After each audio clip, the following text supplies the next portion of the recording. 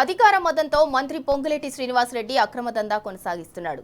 కొత్వాల్గూడ సరిహద్దులో Raghava constructions company అక్రమ క్రషర్లను యథేచ్ఛగా నిర్వహిస్తోంది.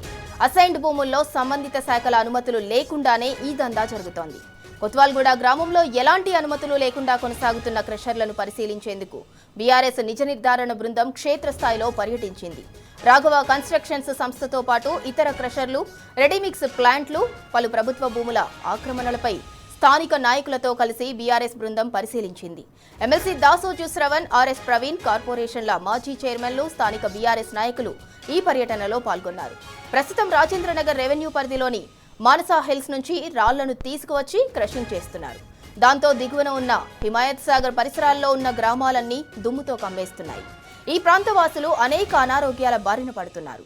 అధికారులకు ఈ క్రషర్లపై ఎన్నిసార్లు ఫిర్యాదులు చేసినా పట్టించుకునే నాదుడే లేడు.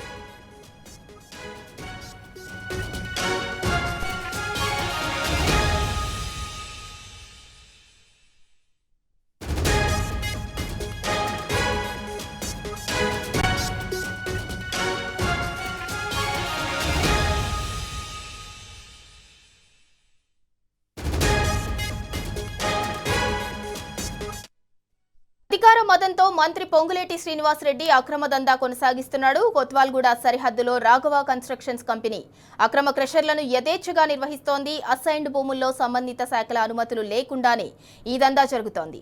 కొత్వాల్గూడ గ్రామంలో ఎలాంటి అనుమతులు లేకుండా కొనసాగుతున్న క్రషర్లను పరిశీలించేందుకు బీఆర్ఎస్ నిజ నిర్ధారణ బృందం క్షేత్రస్థాయిలో పర్యటించింది. రాఘవ కన్స్ట్రక్షన్స్ సంస్థతో పాటు ఇతర క్రషర్లు, రెడీమిక్స్ ప్లాంట్లు, పలు ప్రభుత్వ భూముల ఆక్రమణలపై స్థానిక నాయకులతో కలిసి బీఆర్ఎస్ బృందం పరిశీలించింది. ఎమ్మెల్సీ దాసోజు శ్రవణ్, ఆర్ఎస్ ప్రవీణ్ కుమార్, కార్పొరేషన్ల మాజీ చైర్మన్లు, స్థానిక బీఆర్ఎస్ నాయకులు ఈ పర్యటనలో పాల్గొన్నారు. ప్రస్తుతం రాజేంద్రనగర్ రెవెన్యూ పరిధిలో నుంచి మాన్సా హిల్స్ నుంచి రాళ్లను తీసుకువచ్చి క్రషింగ్ చేస్తున్నారు. దాంతో దిగువన ఉన్న హిమాయత్ సాగర్ పరిసరాల్లో ఉన్న గ్రామాలన్నీ దుమ్ముతో కమ్మేస్తున్నాయి. ఈ ప్రాంతవాసులు అనేక అనారోగ్యాల బారిన పడుతున్నారు. అధికారులకు ఈ క్రషర్లపై ఎన్నిసార్లు ఫిర్యాదులు చేసినా పట్టించుకునే నాదుడే లేడు.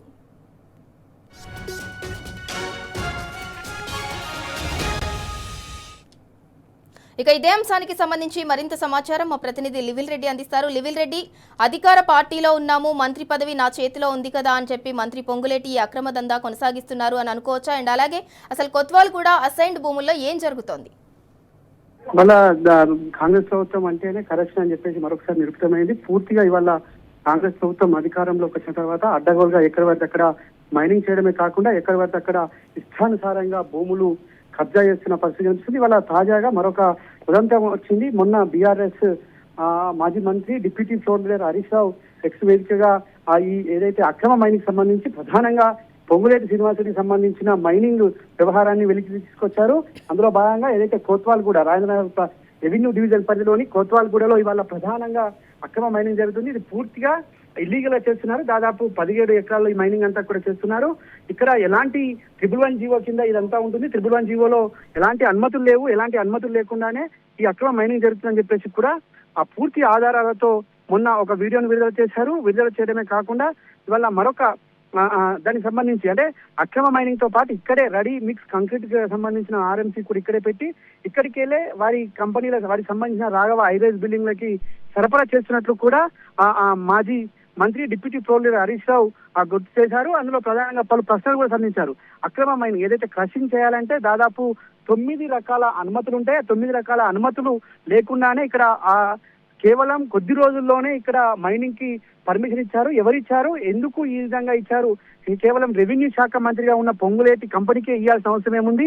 నామినేషన్ పద్ధతిలో కూడా ఇవ్వాల్సిన అవసరం ఉండదు. టెండర్ల ద్వారానే ఇలాంటి మైనింగ్ కు అవకాశం కల్పించారు. కానీ ఎందుకు ఈ విధంగా అవకాశం కల్పించారు అంటే కేవలం మంత్రికి ఉండడం వల్ల ఇలా ఇచ్చారని చెప్పేసి కూడా ప్రశ్నించారు. ప్రధానంగా పర్యావరణ శాఖ మంత్రిగా ఉన్న కొండా సురేఖ మైనింగ్ శాఖ మంత్రి కావచ్చు, ఇటు ముఖ్యమంత్రి మేనల్లుడికి కూడా ఇక్కడే దాదాపు 17 ఎకరాల భూమిని మైనింగ్ ఇచ్చినట్టు కూడా ఆధారాలతో సహా మాజీ మంత్రి deputy floor leader Harish Rao X గా స్పందించారు. వారికి ప్రశ్నలు కూడా సంధించారు.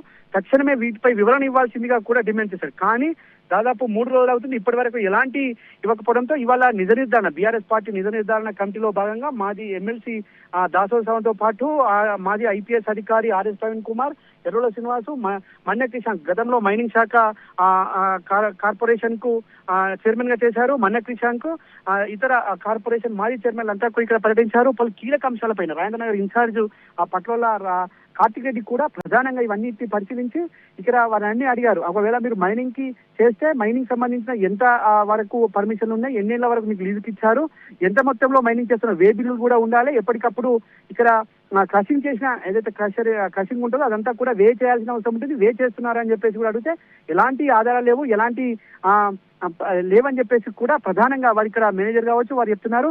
అయితే మరోపక్క నిన్న మొన్న రాఘవ కన్స్ట్రక్షన్ సంబంధించిన ఒక బోర్డు ఉండేది, ఆ బోర్డును ఇవాళ తుడిపేసిన పరిస్థితి. అంటే నిన్న ఏదైతే హరీష్ రావు చిట్చాట్ లో రేపు మా నిజ నిర్ధారణ బృందం అక్కడ చేరుకుంటుంది. నిజ నిర్ధారణ బృందం పలు కీలక అంశాలపైన అక్కడ ఢిల్లీ కమిటీ అంతా కూడా పరిశీలించి ఒక నివేదిక తయారు చేస్తుంది. తర్వాత భవిష్యత్ కార్యాచరణ కూడా దీనిపైన ప్రకటిస్తామని చెప్పేసి చెప్పిన నేపథ్యంలో ఇప్పటి వరకు ఆ బోర్డును కూడా కలరేసి రాత్రి దాన్ని తుడిపేసే ప్రయత్నం చేశారు. దాన్ని కూడా కొద్దిసేపటి క్రితమే ఆర్ఎస్ ప్రవీణ్ కుమార్ తో పాటు క్రిషాంక్ వెలికి తీసిన పరిస్థితి కనిపిస్తుంది. ఆ రాఘవ కనీస పొంగులేటిది అని చెప్పడానికి సజీవ సాక్ష్యంగా ఇది మిగిలిపోయినట్లు అలా మనం ప్రధానంగా అర్థం చేసుకోవచ్చు. Sindhura. Right, thank you level Reddy. ఇక మొత్తానికి అధికార పార్టీలో ఉన్నారని మంత్రి పొంగులేటి శ్రీనివాసరెడ్డి అయితే అక్రమ దందా కొనసాగిస్తున్నారు. కొత్వాల్గూడ సరిహద్దులో రాఘవ కన్స్ట్రక్షన్స్ కంపెనీ అక్రమ క్రషర్లను అయితే యథేచ్ఛగా నిర్వహిస్తోంది. అసైన్డ్ భూముల్లో సంబంధిత శాఖల అనుమతులు లేకుండానే ఈ దందా అయితే జరుగుతోంది. దీనిపై చుట్టుపక్కలున్న వారు అధికారులకు ఎన్నిసార్లు ఫిర్యాదు చేసినా అయితే అధికారుల నుంచి ఎలాంటి స్పందన లేదని వారైతే వాపోతున్నారు.